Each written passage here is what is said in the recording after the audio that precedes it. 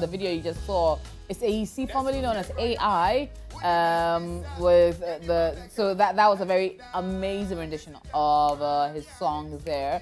And honestly, we should definitely be putting a bit more emphasis on our acts who have a bit more of an alternative sound. It will probably do us a lot more better than the current trajectory that we're on in the Ghanaian music industry, but that's beside the point. Now I'm joined by some very incredible minds who are going to be sharing their thoughts on what has been a lot of trending conversations on social media.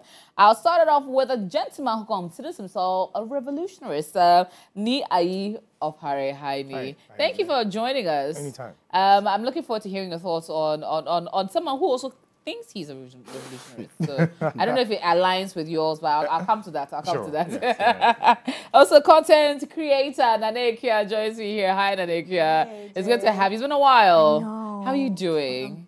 I'm good. I've seen you this year. So I shouldn't say Happy New Year. No, I've not seen you this year. Oh, you have? Oh, Happy New Year. And a gentleman who's no stranger to the show, he likes to tell it as it is. It is Adam Tutuvine. Hi, Adam. Hi. How are you? I'm fine. How's all of you, your week been? Hey, the way Ghanaian week. the dollar rate is giving you hard conversations. I don't want to talk about economy and issues in this country. It gives you headache, yeah? Serious. Your head is headaching you, No worry. But let's look at the future. Because a gentleman over the last few months has declared himself a new force as a possible third force in the run-up towards the 2024 election. Nana Kwame Bediako, also known as Freedom Jacob Caesar, also known as Cheddar, has sort of put his face out there and a movement out there, which has already caused quite a lot of controversy in his run-up to declaring himself. Now, he's also been sharing a bit of his plans beyond an industrial revolution in Takrade. He's now stating that he will also consider creating a sea in the Ashanti region to enable sea transports, to enable a lot more goods being sent into the southern zone and then probably head up to the northern zone, and as well also aid in the development of the region if done. Now let's take a look at what he had to say exactly. Dubai, Omukrano, nay desert, and so Mukrania, a po abajo, or my dredge, I had about one person, Yama Kumasi Maya, some dredge, ama a po ebiabaha, near timid ship near the ideas with the normal bar, 2024, nothing a tree container, 1111 from Accra Harbour. Edia ba Tamahabo, Edia Bakumasi, a bureaucrat to keep base 6 hours and sana container back up a dura, a bit Arizona, and no my base half a walk container, Nina Bubu, a bra. We have railway and answer we and Swa within 1 hour, now container 500 a druha. So open so ship 500 suka baby, I wash it baby. Until I'm here, I want to open the western corridor, the eastern corridor, the infrastructure. I want to build power stations. Energy stations. I want to connect the gas. I want to create industrial. I want to bring technology. Let us create our own mobile phones and create our own laptops. Now, when your laptops is an exercise book and consider BBA, lithium here, the China for near the Dinano, and only a day, mano, what you say, your plastic, you will be Biawa, you may see me, Cassia, industrial, now share me crana, and then Noma Mayana, who say one of my biggest businesses is the industrial park, a friend of Petronia, one with me, go no mashe. I dear Mishasi screaming about industrialization 12, 13 years ago. Now, if you crana make 30 and I mean, a lot of his campaign manifesto, can I say that, has been based on dreams he says he's had, his vision he's had, and things he wants to achieve. But a bit of a disclaimer there, because Dubai necessarily, and a lot of people have misconstrued that Dubai has no water, they sort of created it, but Dubai is actually, it itself doesn't have an ocean, but it does have a coastline and is along the Persian Gulf. So historically, even the Emiratis were fishermen before they now discovered oil and now get into it. So what they did is actually reclaim land from the Persian Gulf and create some of the establishments they have then. So it's a little different from saying a landlocked place like the Ashanti region or Kumasi specifically, now creating C there. But I'd love to know your thoughts about it, Niaye. How did you react when you heard that particular, should I say, campaign promise? Right. Right, so greetings to my fellow guests here, then to your viewers out there. I've tried as much as possible not to criticize Cheddar, as we probably know him. Why? Just yet, because Okay. you know he's rolling out his promises or his campaign policies one after the other, right? So I was waiting to have a comprehensive plan or see a comprehensive plan from him. I can criticize that in entirety, but this remarks about creating a sea or sending the sea to Kumasi is quite intriguing. It's not impossible, but it's going to be a very big feat. I'm struggling to see the economic benefit as compared to the cost attached to it, yes. I'm saying this looking at the current situation of Ghana as we stand, right? There are so many things we have to do to bring the economy back on its feet before we can even venture into some projects like that, yeah. So I'd like to hear from him directly what the timeline he's envisaging this thing to happen and how that's going to translate into economic benefit for the country. But in the short term, I don't see how feasible that would be, yes. The alternative to that idea would be rather to direct rail lines. And I will assume that would be what would have been the campaign promise, because everyone has been advocating for railway or more accessible rail network. Right. I would like to be able to go to Kaswa in under 20 minutes with rail, or I'd like to go to Kumasi in under 2 hours with rail. But that's not necessarily what is being promised. Right. So a more feasible idea to that would have been to invest in the railway lines, connect them directly from the ports to the other regions, yes. And that would be relatively cheaper than actually creating a whole new sea. Yes. And yes. We would So I would suggest that any weight above 5 tonnage, 5 tons, to actually be put on heavy rails and then it can be sent wherever. That would be a more feasible, in the short term, I mean, yes, policy or plan to roll out than saying you're going to create a whole new. I'm sure I think I heard. Or I think he's thinking about the Panama Canal, how that was built. But you see, that was done. The canal already had the sea to some point, and they just had to dig and then extend it, right? But sending this into, like you said, it's a landlocked area. The challenges around that is not just sending the sea up into that space, but think of all the other attendant issues. For instance, flooding, right? Even without all of these things in Accra, we have flooding every time these things come. So it's not just creating the sea path. We're supposed to look at drainage and so many other things go into it. So the cost will be really, really huge. And I'm struggling to see how he can find the funding for such a project. But I mean, yeah, it's early days yet. So let's listen to all the things he's bringing. Like I said, I want to see a comprehensive plan from him, and then I can scrutinize that in entirety. But for now, it's quite ambitious, yes. It is. Quite ambitious. It is. Nanekia, are you all up for this very ambitious plan? I just think through the time that he has come out to talk about the things or the visions he has for Ghana, a lot of them have been delusional.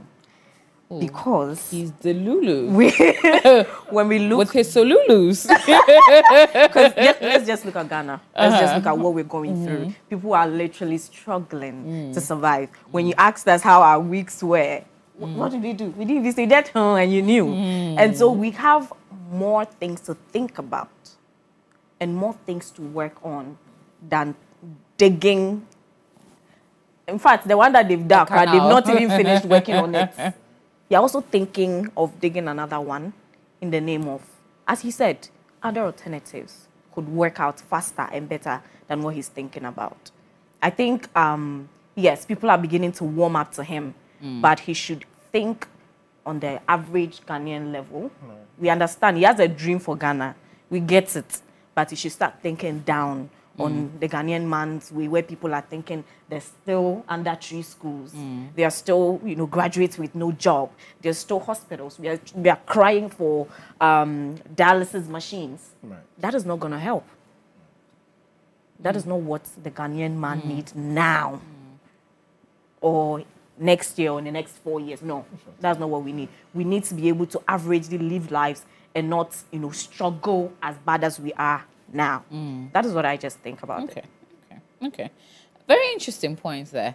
Adam, what have been your observations?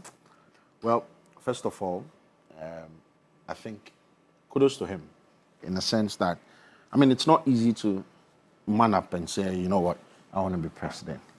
But manning up to just say you want to be president, it doesn't do anything. I've had several thoughts and conversations on this, and there's an argument that I stick to, that I do not think that in any election, Nana Kwame Bediako even gets 1% of total votes cast.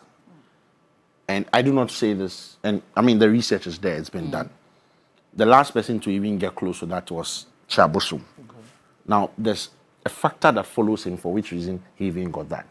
Now, for you, Nana Kwame Bediako, you're a young man who says you are the third force. There's no problem with that. And it looks as if, yes, people are calling for it. But you see, and I'd like to quote Rollins on this. Please. He says that if people call for a certain sort of change, the change is not possible just because one man wants it. Change is possible because people call for it. But you see, the fact that people call for it doesn't mean just anybody can do it. When they call for it, there needs to be that ideal persona to transmit and say, look, you know what? Well, I am here. I want to be. I want to. That's the word. If you do not embody it, look. If I should ask all of us across this table, and I'll just use AJ as an example. You introduced him as Cheddar. When you were speaking, you mentioned Nana Kwame Bediako. The individual has 3 different names. And 3 different personas. Exactly. And for me, anybody who is handling that campaign, that's where I find the problems. Then again, because I have a little understanding of political communication, you can't have 3 different personas and want to lead people, because the fundamental of leadership, of politics, is trust. And if people don't trust you, you've lost it. And that's why I think his problems come in. Now, on whether or not we need a C in Kumasi, I wouldn't. I don't want to use her words, but I do not think that if you do a survey of the average Ghanaian, even in Kumasi, the one thing that will come into their minds is a C. That's true. So the question he needs to be asking himself is that, as a so-called third force, what is this country calling for? Is it a C? Because you see, and when you say all his plans are of things he's dreamed, nobody holds you from dreaming. Look, I think that even the greatest democracies in the world were built on dreams. But those dreams must be fashioned with the dreams of the millions of people you want to lead. Other than that, they are just delusions, as he calls them. Somebody is buying Kenke at 5 cities. Yeah. You want him to be excited about a C in Kumasi. Look, I was doing a little project, like just some, how do you call it, renovations, right? Today you buy gas, you buy cement at 99. Tomorrow you go at 100 cedis. You are buying paint at what, 950 something. All these things. I'm a very, very young man. So even if I'm renovating a place that I live and it's costing me so much, I'm imagining when I build it, I'll die. Yeah. No, you see, so these are the things that affect the average Ghanaian. And it's the reason why people like Kennedy Ohene Japan appeals to the masses. Because you see, there's a feeling that a lot of Ghanaians have that you must satisfy. And I like the point that you raised. What are the basic needs? And it's the reason why I still even have problems with the leaders in this country who say we should be building phones. Look, if you've learned or you've read a little about development, it's a process. You don't jump the steps. You don't. We are 2G and want to do things that the 5G people are doing. It doesn't work. So for me, and there's no disrespect to the man. He's an excellent individual. I think that he's done well for himself. As a businessman and as a young man, he gives a lot of young people like us some hope. Yes. We want to cement that hope. So he should make sure that the proposals that he's coming, these are things that are researched. If Nana Kwame, if it costs 2 million to dredge a sea in Kumasi, and you can use the same 2 million to create jobs for 10,000 people, which of the promises do you think people would be happy about? The 2 million for a sea or 2 million for 10,000? Of course, jobs. That's the thing. And these are things that, let's not sit behind cameras and make it look like everything is Nana Kwame Bediako's fault. I mean, he's got a team. They work with him. But he did, in his defense, he did put out some of his dreams earlier. His first task, he stated, as president, will be to pioneer a regional industrial revolution in each of the 16 regions of the country to promote development drastically and establish economically viable ventures. So that is what he plans as his first task. Now let me punch holes into that. When you say you pioneer something, meaning you start it, and that's a lie. That's a lie because the Industrial Revolution started in this country as far back as Nkrumah. When Nkrumah was president of this country, if you check in all the 10 regions that we had prior, there were this idea of industrialization. That's what happened with the sugar factories, the tomato factories. So when you say you want to pioneer, you see where the issues come from. Now, ask yourself, where are those factories today? So why don't, as a country or as a young man who seeks to push the country somewhere, why are you not doing research about those factories? Because now things have changed. Probably now we have the raw material to run those factories. Now, what is the problem with the factory? Is it manpower? Is it raw materials? Then you are talking. But when you see, I think Ghana, we must move on from the whole campaign of just taglines. One district, one this. Everybody, I'll pioneer that. Brofono, look, where we are now, if we'll be honest with ourselves, we need to drop the English. It won't take us anywhere. It's the reason why I have problems with one. I have problems with this one. We need to we need to understand that we're actually on the floor. Yeah. How do we get up and stop these things that we are doing? And as I said, he's got a unique opportunity in case people who are listening don't realize. He's a young man who's got financial strength. It means that the majority of the Ghanaian, we are youth, would buy into somebody who is like us, who hopes to lead. All he needs to do. Bozu. But isn't he rebranding? Because, to be honest, he has gone under quite a number of rebrands. Because the gentleman that a lot of us knew earlier on in the years rebranded to become Freedom Jacob Caesar, this eccentric billionaire. And he's now also undergone this process of rebranding over the last few months to become Nana Kwame Bediako, who was supposed to be this enigmatic, possible president or a man who's vying for political office. So he has undergone quite a... Because, to be honest, Freedom Jacob Caesar and Nana Kwame Bediako are two very different personas. And sometimes you even find it hard to even pair the two. But he has undergone that. So is it not enough? That's not a positive. Because if the person is rebranding several times, what is he going to morph into the next time? Exactly. See, so there's no consistency. And that's one of the things that you can only build trust when there's consistency. Bam. Right. But then if there's multiple change, right, and it's not always positive, then it becomes a problem. So the next question we'll be asking is, what is he going to rebrand into? Right. But I do agree that he has a very good opportunity right now. The rebranding I was talking about here is he should take, if he's willing to run in the politics space, he should take time to run politics. Because from what I see, I don't think he's shifted into the political space properly. I think he's mixing it up with a lot of entertainment. So you don't get that substance, that quality that we're looking for, right? Yeah. So some of these things are nice to hear, but as to the feasibility of saying that's what you cannot vouch for.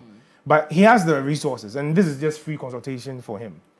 You can hire real political strategists who can draw up solid political programs and policies. You don't have to do it yourself, right? He can hire the services of professionals to draw up that plan for him. In fact, Nkrumah had a 7-year development plan drawn by an American economist. Yes. So he has the resources, he can do that. Draw proper policies and programs. You can even go to the extent of running feasibility studies on them to see which is more feasible. And then present that to the Ghanaian people as alternative to the duopoly that we're having right now. But to do what he's doing right now is more of entertainment than politics. And unfortunately, he's messing up that opportunity that is ripe for young people right now, where young people want to get involved in the political space. And it brings me to my next question. Right. Is he the third force that Ghanaians need? Honestly, I don't think so. I don't think so. No. The movement, his movement he's running, and what's it called? The third force, The new force. The new force movement, yes. Apart from social media, there's no physical presence on the ground. But you see, there's one thing I'd like to clarify here. We get lost in mobilization as compared to organization. And just to briefly differentiate between the two. Mobilization, I could loosely define as the spontaneous reaction to a perceived social injustice, right? So something happens, people are angry, then, incensed about it, we hit the streets, choboy, and then everybody goes home, right? Yes. The problem doesn't get solved. As compared to organization, which is more long-term, where a group of people identify certain objectives, we commit all our energies, our resources to the attainment of those objectives, and we don't do anything else until those objectives are met. It doesn't end there. After the objectives are met, we make sure we protect those victories we've had and build upon them to make them better. That's what organization is, right? So if, as youth, we've decided that Ghana is not in the place where we need it to be right now, yes, what is it that we want? We want a better Ghana. What would be a better Ghana? Where, like you said, we have a certain guarantee for decent living standards, right, across board. We have access to education, quality education, healthcare, right? Some of these things are the basic things that Ghanaian youth want. So if this is what we've identified as the change we want, then we commit all our energies, our resources towards attainment of these objectives, right? We stay on that path until these objectives are met. And after we've even attained them, we make sure we protect what we've gained and build upon them to get better. That is organization as compared to mobilization. So what he has engaged in over the short period he has been in the media space has been mostly mobilization. So he goes out with his fleet of vehicles, he has a few youth on Okadas and riding around. He goes to give a speech somewhere, and then everybody goes back to business, waiting for the next event, right? That's what we're engaged in. But someone who's really serious about taking on the problems we're having and presenting solutions will be more focused on organization as compared to mobilization, yes. I mean, as he said earlier, it's more entertainment. It's turning into some entertainment. Yes, some entertainment. Reality TV show. Yeah, and I'm saying this because even when the billboards came without a face, people knew immediately. People started saying sentences. I think the next day it was. People knew. It goes to show that one way or the other, if you depend on social media, the hype you're getting from social media, then it looks like people don't really trust that you can do it. They're just hyping you up. They are giving you vibes on vibes. And then reality will catch up to you when we go and vote. And then you realize that, oh, fear delegates. That's the thing. But you've been given a genuine opportunity to convince the young Ghanaian people that know that we need to work on our systems. Right. You've been given the opportunity to appeal to the mothers on the market. Let them know that a certain type of what do you call it, policy, it's not good for the country. I'm just going to give an example, like the free education that is beginning to crumple a lot of things. You've been given an opportunity to let people know that, you know what, maybe this policy is not what is helping us. We need to review it. We need to review it. Because yes, you are happy that your child is in school for free. But then what of the other sectors of the country? And what's the quality? And what's the quality? Now you've been given the opportunity to let us know that you can do this job. And now it's beginning to turn into a circus. Like some concerts be. You understand? Yeah. He started with accents and then people, they had to step on his toes, tell him that you're not just appealing to social media people, step into the market. And then he started doing his Asante Chi interviews, and then it started catching certain attentions. Now, so it feels like he has to make a mistake for the public to correct him before he can keep going, yeah. Okay. It doesn't give somebody who can take the Control. responsibility and control. Okay. And I'll come to you, Adam, right after this quick video. DJ Slim, social media commentator, DJ, and media personality, also have this to say about Cheddar. Into Kumasi. There are so many things can't get to see technology, as they say, impossibility has been ruled out. Case of Dubai, which used to be a desert. As you see, I mean, say desert where took over before. In desalination process now, multimedia potable drinking water now. It costs them a lot. So this is what they are doing. They are doing cloud seeding. Cloud seeding. Almost the special be ever no more release certain chemicals in the air. Na achi clouds na bumama ensure start at our desert. So that split personality that he brings along there. The Freedom Jacob Caesar brand, the Cheddar brand, and Nana Kwame Bediako brand. At any given point in time, because we don't know the one that is going to occupy in the case where he wins president. we don't know the one who is going to occupy the seat. Are we going to have Nana Kwame Bediako? Are we going to have Freedom Jacob Caesar? Or are we going to say Freedom Jacob Caesar and Eko Tana Hodia? Kagana Mbe de Pa, because Friday be a jams. Ewe Kosu. Kuwaze for Mr. Rabo, Saponeba. Yes, sir. Okay, that was actually quite hilarious. So yes, a very interesting conversation about his multiple personalities or personas, which he has put out, stating that each of them represents a different side of him. But the big question is, are his policies, his direction, his campaigning actually exactly what Ghana needs? Are they grabbing your attention? Are you going to give or stand on the mandate that he's proposing if given the opportunity to? Let us know. Use the hashtag #TheTrends and tell us all about it. But Adam, you were saying something before? The mandate is shaky, so if you're asking on his mandate, we can't stand. So if you're asking, you see, Tinubu's mandate there, so, rock solid. If you're asking people to stand on this mandate, they'll fall. You see, just a little political communication consultancy. Something small. Yeah, well, you guys are at this point. He should send you. He should I mean, maybe if he calls me, I mean, we can sign an agreement today. Give me some money. Hey, Adam. I'll join the team. I'm a young man who's willing to put his expertise and skills into changing this country. Why not? These are things I've learned in school. As we're able to be making money on the backs of them. Now back to it. If you, when you take a good look at President Akufo-Addo and anybody who's known him from heydays, he is not the same president who contested in the 2016 election. A lot changed, but people don't really realize because the change was done so smoothly and so subtly that you don't get to see. If you remember, there was an interview of the president saying, "Time I no school, no three Benz, eco school," and the action was his West Day. He said the Benz broke down to Kponglu and had a hard time. The next time he saw any video or audio from the president, he was drinking that Calipo thing, and he went to a craze. Then you saw him go into the slums of Bukum, eat kinky and the rest. It is political communication 101, relation. Let the people feel like, you know what, this guy understands us and that he understands what we are going through. How do you go to Nima to talk to people who lived in, or who live in a community like Nima, and you are in, how do they call that thing? A convoy of some of like the most expensive sports cars in the world. You're meeting them in hotels. It doesn't wash. It's like water and oil. It won't mix. I'm not saying he should pretend and come and lead. I'm saying that if he needs to be the new force, if he has to be the new force. Every kind of Ghanaian need to identify with him. Exactly. Look, when we're growing up, when you listen to Akufo-Addo, you wanted to be like him at a point. Today may be a mess, but I give it to the man. Because you listen to him on radio, you're like, wow, that's the guy. We didn't even know so much about Rawlings. But every child that listens to Rawlings, you listen to the passion with which he speaks. There's like, no, if I want to be president, this is the kind of president I want to be. And that's the problem with, now I don't even know which name to call. That is the problem with the new force.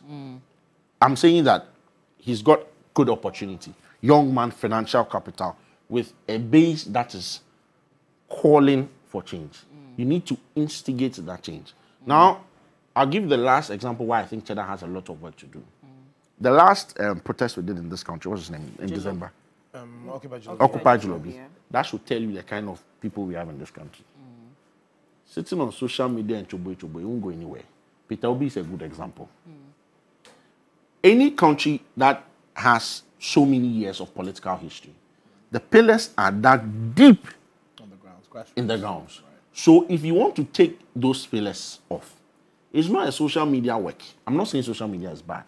It's the reason why anybody who thought Peter Obi would actually beat Tinubu in that election. Well, technically, that is a bit more debatable because with Peter Obi, that particular election, there was a lot of voter suppression on the ground. There was a lot of violence that was displayed and a lot of his bases that were prevented from voting. So in the grand scheme of it, if it was generally viewed as free and fair, the dynamics of that election could have been very different. AJ, there's no election in this world that is given on a silver platter. Oh, granted. Hold on. But then let us get this. Anybody who enters in politics must know this, and I'm sure they do.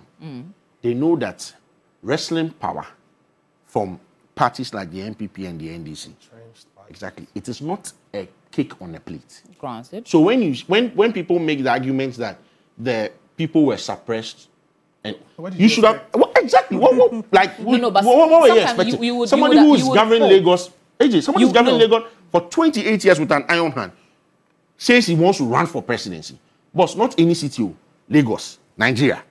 He wants to run for presidency, and you are competing with him, and you have strongholds in, let's say, Jos, and you think that, oh, okay, because I have 2 million people in Jos, they'll open the floodgates, you go and vote. No, but you would hope that when it comes down to it, the security personnel, the apparatus that matter to keep the people safe will not work against the people. Like you said, that we hope. Yes. Hope. So it's a hope that you'd have. So, but you as an independent candidate or a candidate with a small or a newer candidate cannot expect to go up against state power. But you would hope that the people on the ground will be fairer. I wish I could, but let me let you have the time. That's just what I told you. And I've read books about the coup in '82 and the rest. Rollins says that the people in the military at the time were people who owed a certain allegiance to government. Right. But the reason why some of even the senior people stood aside for some quote-unquote young people in the military to take charge was because the picture had been painted so vividly that even you in uniform, you know that Krumha and Kuyi, Nanyama Eshe. So when you see the people fighting for that freedom, even if you will not help them to fight, you are not pushing government apparently. And that's the problem. We need to, as young people, paint so vivid a picture for all our colleagues. And that's what our leaders must do as young people. So somebody like Cheddar, you need to show a 24-year-old boy who is in the university why he must go out of his way, why he must do everything possible to look at a third force. You know why I'm saying that? Now, if I'm a 24-year-old boy, my dad is probably a member of parliament for the MPP, or he's a constituency something in the MPP. I've been brought up in that tradition. You get it? The only political party I might know is the MPP. If I will go elsewhere, I must be given so good a reason for me to be able to stand up to my parents and say that, you know what, for so long, I don't think this is the right thing. Right. Now, it's our third force. Is that the picture they are painting? Because if, according to the pictures that my colleagues are saying they are painting, I don't know. And the video that we're playing, we have a problem. Right. All right. So we'll come back to both of you very shortly. Going on a quick break. When we come back, we'll be getting into a lot more. Plus, also going to be touching on the All African Games right here on the Trends. To go anywhere.